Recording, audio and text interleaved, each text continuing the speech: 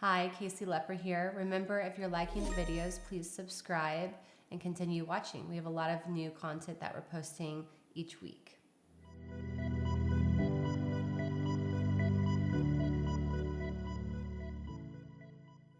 Today, we're going to talk about 3 keys to managing conflicts in relationships.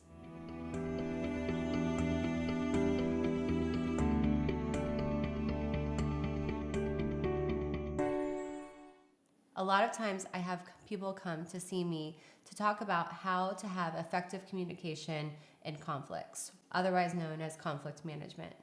So whether it's within a romantic partnership, a friendship, or a family member, it's really important to think about conflict as a way to have intense conversations rather than explosive, volatile arguments. So a lot of times in a conflict, we are trying to convey something to another person, and there might be defensiveness, there might be tension, there might be misunderstanding. And so I find that there's 3 keys that I give to clients more often than not. And these keys can be really fundamental to helping you have better communication in those tense conversations. The first one is avoid all name calling. Name calling does nothing productive for the conversation. It doesn't move it forward. In fact, it just is like putting gasoline on the fire. A lot of times, the second you're called a name or you call someone a name, anything about the original message or conversation around the conflict is completely disregarded and it becomes a whole new fight. Do not name call. It's unproductive and it's damaging. Name calling long-term in relationships actually really weakens the relationship and connection and ultimately the trust. So avoid name calling. The second is don't get lost in the details. Often when I'm hearing, say, a couple talk out a fight in front of me, they'll get lost in the details, like what that person said verbatim, what time the argument happened, where they were in the restaurant. And a lot of times these details actually take the conversation from the main message and reroute it to something that doesn't really matter. So you'd be surprised how often I see couples go off into a whole different argument just based on the details. So a lot of times when we're in a conflict with someone, there's an emotional charge. And that emotional charge can create a current of desire in that we want to convey something meaningful to our partner. However, when that emotional charge gets connected to the details, we can get lost in arguing about the details, and a lot of times clients will continue to argue and take up all the time just trying to figure out what time something happened.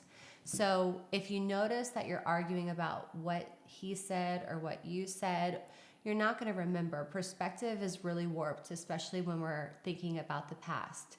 So it's not really important. Think about the main piece of the message that you're wanting to convey and try to stick to that.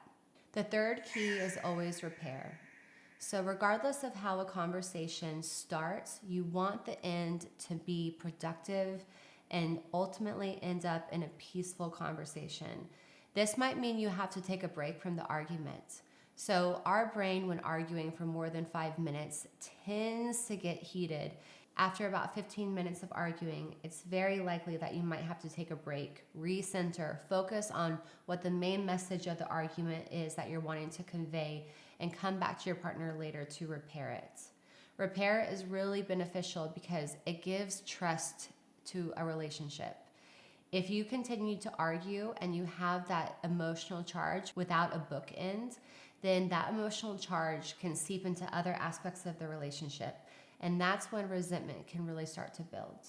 When you are seeking to repair, remember both parties that are in the conflict can usually find a place where they're responsible for hurting the other person, causing pain, or some aspect that they can apologize for.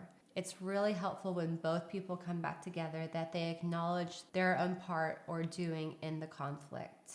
So the 3 keys of managing conflict in relationships: no name calling, don't get lost in the details, and always find time and put effort towards the repair. This will really help build trust and communication skills in the relationship. And don't forget, if you're liking the videos, please subscribe and spread the word. Thank you.